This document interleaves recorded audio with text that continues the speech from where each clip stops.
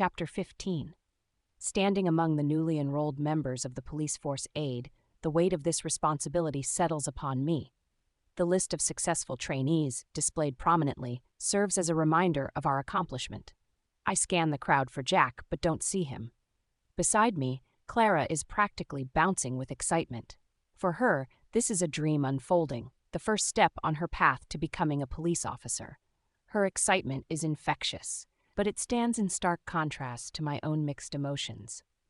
This achievement, while significant, also brings a keen awareness of the challenges that lie ahead. For me, this role is not about honor or impressing my family. It's a financial necessity. This job will allow me to support my parents and keep our family home in a safe, familiar neighborhood. That's what truly matters to me. This part-time commitment, alongside my scientific studies, is merely a means to an end. In 3 months, I'll join hopefully the La Vie conglomerate's labs after my appointment to the Consortium's scientific core. This is my true calling, to contribute to the development of new vaccines and technologies that will benefit humanity. I'm realistic about the financial struggles I'll face as a young scientist. This part-time police work, while demanding, is crucial for my family's financial stability during this transition. My duties will mainly involve administrative tasks at the police station, as patrols and interventions are reserved for full-time officers. Fine for me. It just seems odd to have endured such rigorous testing only to end up answering phones and filing reports. Nonetheless, it'll be a unique opportunity to experience different facets of society beyond the confines of my lab. Clara's joyful expression reminds me of the positives in this situation. As I embark on this new chapter, I'm aware of the challenges of juggling this job with my final semester of scientific studies. The evenings will be long, the work more demanding. But I'm not backing down. I'm no longer a trainee. I'm a recruit now. The morning carries a gentle, peaceful quality as I make my way to the building wall near the woods, a place that feels a world apart from the celebration in the main hall. It's Jack's hangout. In short, the place where I can almost always find him during the day. There, he's leaning against the wall with an air of deep contemplation. He seems lost in thought, a stark contrast to the exuberant joy of the other recruits. Approaching him, I maintain a composed, neutral demeanor. Despite seeing his name on the acceptance list, he doesn't share a visible excitement. I can't help but wonder what's weighing on his mind. "Hi, don't you want to celebrate with the others?" I ask, breaking the silence between us. Jack merely shrugs in response, then turns to face me slowly, his eyes holding a complexity that I can't quite decipher. There's a depth to his gaze that suggests a turmoil hidden beneath his impassive exterior. "Since you were admitted to the police force aid," I continue, offering the information in case he's unaware, "something else seems to be bothering you." I probe gently, hoping he'll open up. Jack's response is cryptic. "I have to make a decision, and I'm not sure if it's safe or strategically wise," he says, his tone laced with an undercurrent of something unspoken. "Are you talking about last night?" I ask, a bit lost, trying to connect the dots. "No, about my future." He starts, but it's clear he's hesitant to delve deeper into that topic. Instead, he shifts the conversation abruptly. "I'm going out tonight. Want to come along? I mean, not following me in the shadows?" His wink is unexpected, catching me off guard. Surprised by the sudden change in his mood, I can only nod in response. His invitation, casual as it may seem, feels like a small bridge over the chasm of uncertainty that has grown between us. As I turn to leave, giving Jack space to his thoughts, he reaches out in a sudden, uncharacteristic gesture and stops me. In my palm, he places a piece of paper, an actual, tangible folded sheet made of what seems like a relic from a bygone era. I look down at it, my fingers brushing against its textured surface, and I see his handwriting scrawled across it. The sight of it is almost jarring in its anachronism. In our world of digital communication and audio messages, a physical letter feels like a messenger from the past. Jack's handwriting is uneven, a stark contrast to the neat fonts of our screens, and there's something deeply personal about it, a piece of him transferred to paper. As I stand there holding the letter, Jack turns and walks away, leaving me with this unexpected gift. The paper feels weighty in my hand, not just in its physical form, but in what it represents. Jack doesn't strike me as the romantic type, the kind to pen love letters like the characters in ancient fables. Yet here I'm, holding a piece of him, a tangible connection that feels both intimate and mysterious. I slowly unfold the letter, butterflies fluttering in my stomach. Holding the letter in my hands, my shoulders slump as a mix of surprise and realization washes over me. It's not a love letter.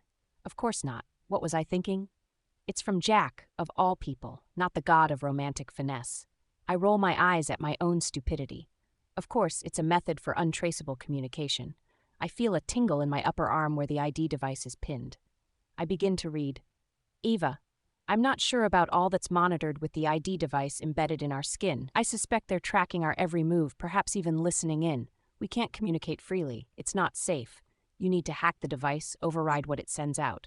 With this on us, we'll never truly be free. I can't do this, but you're brilliant, Eva.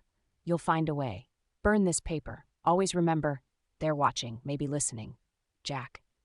The words send a shiver under my skin, a chilling blend of fear and urgency.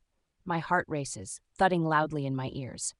A love letter would have been simpler, easier to process. But this is a call to action, a thrust into a realm of danger and rebellion. I approach a nearby recruit nonchalantly, borrowing his lighter with a casual excuse. As I set the letter aflame, the paper curling and blackening into ashes, I hand the lighter back with a muttered, "What a jerk, this guy." My acting skills are pretty convincing today. As I watch the paper transform into nothingness, my mind whirls with the implications of Jack's words. The task he has laid before me is complex, a venture into the surveillance technologies of the Consortium. The ID device, a constant presence on our skin, a silent watcher, now feels like a shackle I must break. The ashes of the letter flutter away, carried by a gentle breeze, a symbolic release of the words it once held. Yet, the message lingers, a weight upon my conscience. As I walk away, a profound realization dawns on me. The ever-present feeling of surveillance, something I wanted to get used to, suddenly weighs heavily on my mind. Jack is right. We need my privacy, a space where we can be free from the prying eyes of the Consortium. The task before me is daunting. It's not as simple as just disabling the device. Such an action would immediately raise alarms, drawing unwanted attention and intervention of the officials. I need a subtler, more ingenious approach. I have to outsmart the system that's designed to monitor our every move. The challenge is to somehow overwrite the device's communications, to create moments where I can be invisible, undetected by the ever-watchful eyes of the Consortium. It requires a level of technical skill and ingenuity that goes beyond anything I've attempted before. As I blend into the stream of recruits moving through the academy, my mind races with possibilities and strategies. Hacking the identification device, manipulating its data undetected, would be a task that would push my abilities to their limits. But the idea of reclaiming a piece of my freedom, however small, is a powerful motivator. Lunch with Clara is tense. I'm walking on eggshells, desperately searching for topics of conversation that won't betray my rebellious tendencies. As we sit across from each other, the cafeteria buzzing around us, I find myself measuring each word, gauging what I can share and what must remain hidden. It's a dance of discretion, a balancing act that has become an integral part of our friendship. Clara chatters about her day. Her excitement about the new job is palpable in her animated gestures and bright eyes. She leans forward, her words spilling out in a torrent of enthusiasm. I smile, nodding along, but a part of me is distant, holding back the torrent of secrets that I can't divulge. She pauses mid-sentence, her fork halfway to her mouth, and gives me a curious look. "You're quiet today, Eva. Everything okay?" Her voice is laced with concern. I muster a smile, pushing around the food on my plate. "Yeah, just a lot on my mind," I reply, the words laced with more truth than she realizes. It's an honest response, yet veiled, a shield to protect both her and myself. Clara reaches across the table, her hand briefly touching mine. "If there's anything you want to talk about, you know I'm here," she offers, her sincerity shining through. The need for a plausible explanation is pressing. I have to come up with something to tell her, and fast. Taking a deep breath, I decide to confide in her about last night, the unexpected escapade in my room with Jack. I find myself hesitating, a blush creeping up my cheeks as I delve into the more intimate details of my night. It's one thing to think about it, quite another to voice it out loud. As I recount the details, my voice lowers and I can't quite meet her eyes. The embarrassment is palpable, a warm flush that I can't seem to shake off. Finding pleasure in Jack's dominant presence feels like exposing a hidden part of myself, a side that's both unnerving and exhilarating to acknowledge. Clara's reaction, however, is unexpected. Her eyes widen and she leans in closer, her initial surprise quickly turning into fascination. "That's so hot," she exclaims, her tone a mixture of amazement and excitement. It's clear that she finds the action thrilling. Her reaction takes me by surprise, and for a brief moment, my embarrassment dissolves into a feeling of warmth and connection. We both burst into a fit of giggles, the tension of the conversation dissolving into laughter. It's a moment of lightness amidst the complexity of my emotions, a reminder of the bond that Clara and I share. Then I find myself grappling with the complexity of my feelings for Jack. His indifference today, as if our encounter never happened, only adds to the confusion. Clara listens intently, her expression shifting from surprise to concern. "Eva, this sounds complicated," she says cautiously. "Jack's never been one for relationships. You know that, right?" I nod, a rueful smile crossing my lips. "I know, I do. But there's something about him. I can't seem to resist. It's like every time he's near, all logic just flies out the window." I hesitate, my eyes wandering. "And why does he have to be the reincarnation of Adonis who's come to torment me, poor human?" I ask, a hint of frustration seeping into my tone. Clara's laughter breaks through the seriousness of our discussion, lightening the mood for a moment. "Perhaps he's not Adonis, but rather the seductive god of the underworld Hades," she says, her eyes twinkling with amusement. How right she may be, I wince inwardly. "But are you really okay with just a physical thing?" she wonders. I hesitate, considering her question. The thought of a purely physical relationship with Jack is tempting, yet fraught with potential complications. "It might just be that," I admit slowly. "Jack isn't the type for anything more, and I think I can be okay with that. Just enjoy the moment." Clara gives me a skeptical look but then shrugs, a playful glint in her eyes. "Suit yourself and have fun, girl," she says, a huge grin across her face. We both giggle, the laughter echoing our shared understanding and the bond of our friendship. It's a moment of light-heartedness amidst the emotional turmoil. In the quiet of my room, I methodically pack my belongings, each item a reminder of the time spent here at the Academy. Tomorrow, we will return to our previous lives, awaiting our accreditation to join the police force aid in our respective districts. As I fold my clothes and stow away my laptop, my mind wanders to the impending return to university for my final semester. It's a bittersweet thought, leaving this violent world behind, yet stepping closer to a future I've been working towards. I'll miss seeing Clara every day, her presence a constant in the ever-shifting landscape of the Academy. And then there's Jack. He, too, will be on campus, finishing his last semester. This morning's encounter with him lingers in my mind, his words about making a decision regarding his future echoing in my thoughts. Always so mysterious, I muse to myself, a half-smile playing on my lips despite the confusion he often brings. Stop overthinking it and just have some fun tonight. Going out with Jack is the perfect opportunity to party. His invitation felt more like a hangout with a friend than a date. Perfect. It's exactly what I need to de-stress. A chance to put serious mode on pause, even if just for a few hours. We're going to have a blast, I tell myself with a smile. Now, my mind involuntarily races back to last night. The memory of our encounter is like a whirlwind, stirring up a tempest of emotions within me. The vivid recollections send waves of excitement cascading through my body. Do I want to do this again? Of course, I'd have to be crazy to refuse the pleasure of such ecstasy. The way he looked at me, the electricity of his touch, the unbounded pleasure when his mouth was between my legs, how good it felt when he was inside of me. It all comes back in a rush of sensations that leaves me breathless. There's a wildness to these memories, a fervent intensity that I've never experienced before. It's as if Jack has unlocked a part of me I didn't know existed, awakening a hunger for something more, something darker. Yet amidst this swirl of emotion, there's an undercurrent of uncertainty. The thrill of the physical connection is undeniable, but it's intertwined with questions about the safety of this game we're playing. Am I playing with fire? destined to get burned? These thoughts spin in my mind, a chaotic dance of desire and doubt. It's a feeling that's both exhilarating and terrifying.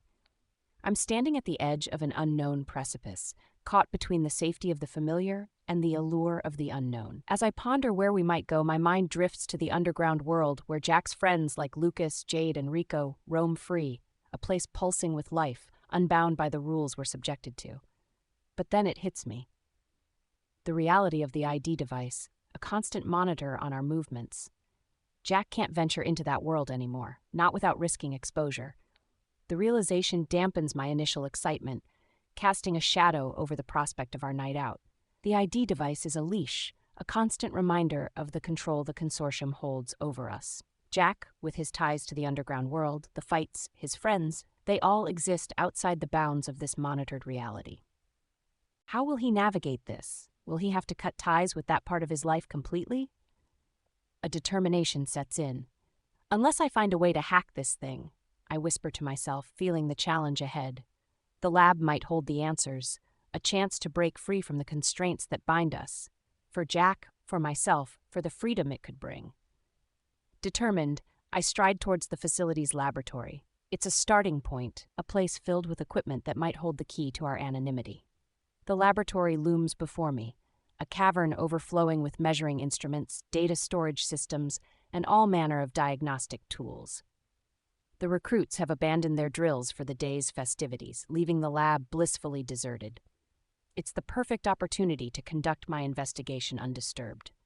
Despite the apparent emptiness, a pulse of fear courses through me. The risk of being discovered here is high. I'm acutely aware that I have no legitimate reason to be in this part of the facility at this hour.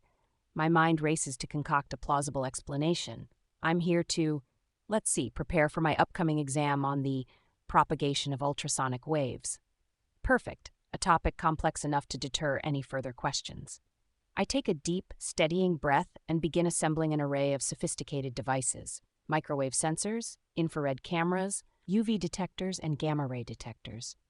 Each piece of equipment feels like a component of a larger puzzle, a step towards unraveling the secrets of the ID device. My hands move with practiced precision, calibrating and adjusting the instruments. The screens flicker to life, bathing the lab in a thrilling light.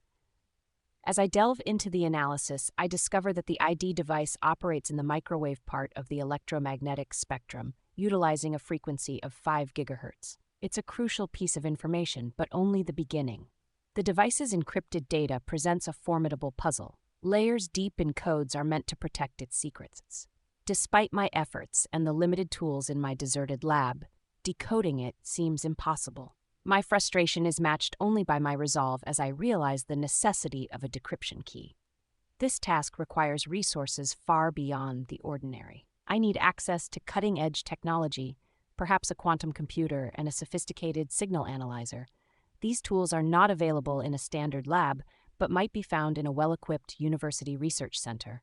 In pursuit of this, I recall a university recluse dubbed the Nerd King for his software wizardry.